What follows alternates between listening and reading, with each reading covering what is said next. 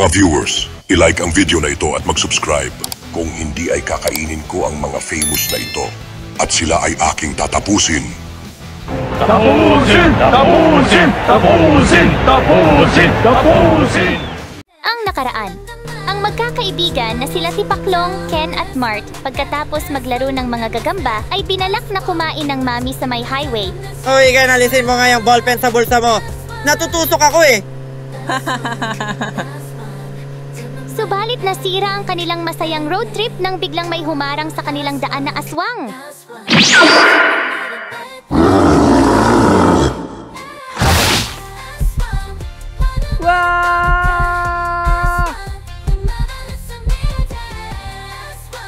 Natakot sila Ken at Tipaklong dahil inatake ng aswang si Mart. Teka, seryoso na ito ah. Mart, buhay ka pa ba?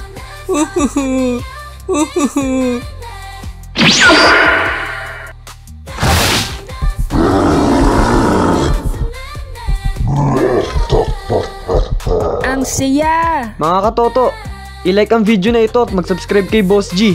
Napakabilis na mag-animate, super gwapo pa. Subscribe na! Boss G Animation presents ang gagamba kong prinsesa kontra aswang part 3. Matinding bakbakan sa Tagulan. Humanda na kayo. Kakainin ko na kayong dalawa. Wag mo silang kainin! Teka lang, wag kang gagalaw. Ano namang magagawa mo kung gumalaw ako?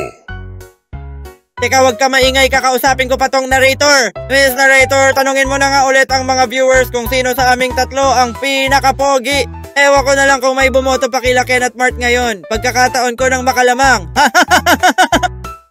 Mga viewers! Teka, sasali ako. Mga viewers, sino ang pinakapogi? Si Tipaklong? Si Ken? Si Mart? O itong aswang? Iboto nyo ko kung hindi kakainin ko kayo.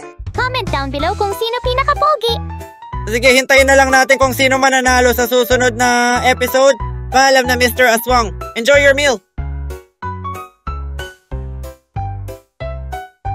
Tatakas na sana si Tipaklong pero naalala niya ang sinabi sa kanya noon ni Boss G. Family-friendly ang ating channel. Walang dapat na madededo na animator sa paggawa ng ating video. Lalo yung mga famous, baka wala nang makipag-collab sa atin pag nangyari yon. Naku, patay na.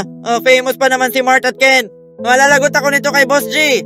Pero delikado naman kung babalik ako. Sa bagay, wala rin namang makakaalam na iniwan ko sila Ken at Mart. Nagkakamali ka Tipaklong. Libo-libo ang ating viewers.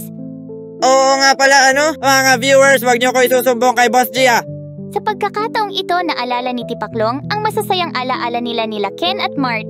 Naku, ang dami na pala naming masasayang alaala. Nahihirapan tuloy ako mag-isip.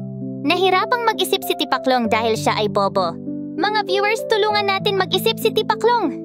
I-like ang video na ito kung gusto niyong iligtas niya sila Ken at Mart. Samantala, Katapusan ko na yata. Paalam, aking 15k subscribers. Kung nandito lang sana ang pusa ko. Bumi!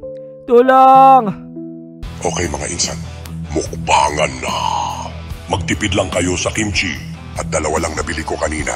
Pero 1 to sawa tayo sa lettuce. Pilasin ang parte ng katawan na kayang ubusin at ilagay dito sa grill. At tandaan, bawal ang mag-sharon.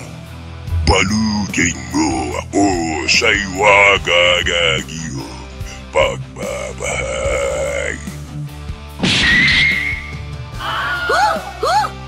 Sino ang nagtapon nitong 5 piso? Mga aswang, pakawalan niyo si Ken at si Mart. Ako si Tipaklong, isa sa Big 4 ng Guwapo. Ang greatest worldwide aswang fighters organization. Umalis na kayo bago ko pa kayong lahat tapusin. Guwafo, isa ka bang aswang fighter? Tinignan ko sa Facebook, insan. Totoo ang sinasabi niya. Siya si Tipaklong, isa sa mga sidekick ni Boss G. At tinatawag niya ang sarili niya bilang Zoro ng buntot ng pagi. Wala naman si Boss G dito at wala rin akong nakikitang hawak niyang buntot ng pagi. Pagkakataon na natin ito, lusob! Tapusin ang pangit na iyan!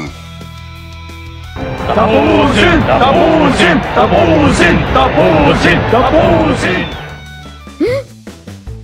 Patay na! Wala na akong perang maitatapon. 5 piso lang pera ko. Mga boss, amo, aswang! It's a prank! sige na, kainin nyo na lang yan sila Ken at Mart. Wow! Tama na! Kayo naman hindi na kayo mabiro. Ouch! Ouch! Binugbog ng mga aswang si Tipaklong. Ouch! Ouch! Dahil binugbog ng mga aswang si Tipaklong, nahulog mula sa kanyang bulsa ang isang box at nakawala mula roon si Princess Gagam Barbie. Ala! Binugbog ng mga aswang si Master Tipaklong. Kailangan ko siyang tulungan. Inatake ni Gagam Barbie ang aswang pero baliwala ang kanyang mga atake dahil siya ay maliit lamang. Hahaha! Nakakakiliti naman. May insekto ata sa likod ko. Dahil sa bugbog sarado si Tipaklong, inisip na lang niya na isa siyang bida sa anime. Nagpapabugbog muna ang mga bida, tapos ay biglang magkakaroon ng kapangyarihan. Ofanim!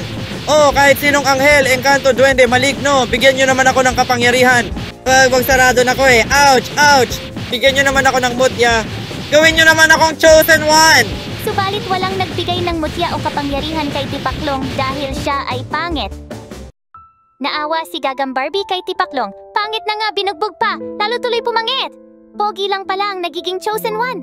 Dahil dito naisip ni Gagam Barbie gamitin ang kanyang bagong teknik. Big Spider Technique! Maximize! Nagulat si Tipaklong dahil sa lumaki si Gagam Barbie. Subalit napaisip din siya na ito na ang paraan para matalo ang mga aswang. Sabi ko na nga ba hindi ka pangkaraniwang gagamba, Gagam Barbie? Wag mo ako kakainin ha, ako ang pogi mong master na si Tipaklong. Ang lalabanan naman natin ngayon ay mga aswang. Isa ka na ngayong gagamba kontra aswang. Gagam Barbie, I choose you. Tapusin natin ang mga aswang na yan. Higanting gagamba? Saan nagmula yan? Pinsan, anong gagawin natin? Walang magagawa sa atin yan. Marami tayong mga aswang sa highway. Lusubin ang gagamba na yan. Tapusin! Tapusin! Tapusin! Tapusin! Tapusin! Nilusog ng mga aswang si Gagam Barbie subalit sila ay no match. Masyadong malaki, malakas at mabilis si Gagam Barbie. Iniligtas naman ni Tipaklong sila Ken at Mart. Kinuha na rin ni Tipaklong ang kimchi at iba pang pangsangyupsal ng mga aswang. Aba, sayang din ito ha. Tamang-tama wala na akong perang pambili ng ulam. What? Tipaklong, naging iganti yung gagamba mo. Oo nga may powers pala si Gagam Barbie. Baka isa siyang gagambang galing anghel. Madaya. Kaya pala natalo yung gagamba ko Hindi pa ang karaniwan yung gagamba mo. Hoy Ken, tumigil ka nga. Tandaan mo, utang mo sa akin buhay mo. Kung di dahil sa akin minumukbang ka na ngayon ng mga aswang. Mabuti pa humanap ka na lang ng plastic at tulungan mo kong isyaron tong mga lettuce. Taglingkuran mo ang chosen one ha. Pinsan, kinukuha niya ang ating mga pangsangyupsal. Loko-lokong mga bata ito, mga pinsan. Hulihin sila at tapusin. Tapusin! Tapusin! Tapusin! Tapusin! Tapusin! Ako ang harapin nyo, mga aswang! Humarang si Gagam Barbie sa daraanan ng mga aswang para wag nila maatake sila Tipaklong. Bigla namang umulan ng malakas.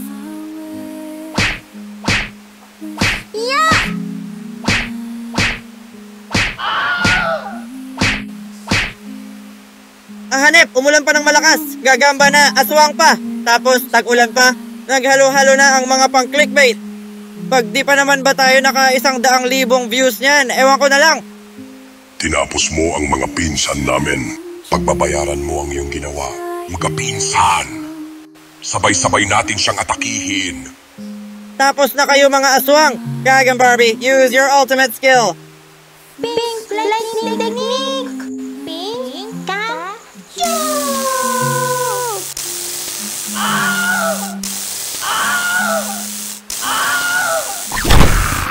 Nang matapos ang mga aswang, natapos na rin ang tag-ulan. Ken at Mart, tignan nyo, may shooting star. Main character talaga ako. Atin na rin tong mga pangsangyupsal. Sayang naman ito kung iiwan, wala naman ng may-ari. Maraming salamat, Gagam Barbie. Sa pagkakataong ito, naramdaman ni Gagam Barbie na lumakas lalo ang kanyang kapangyarihan dahil natalo niya ang maraming mga aswang. Yay! Level up uli at meron ulit akong bagong skill. Human form technique?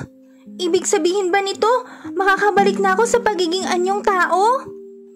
Sinubukang gamitin ni Gagang Barbie ang bago niyang skill, ang human form technique at naging prinsesa si Gagang Barbie. Ha?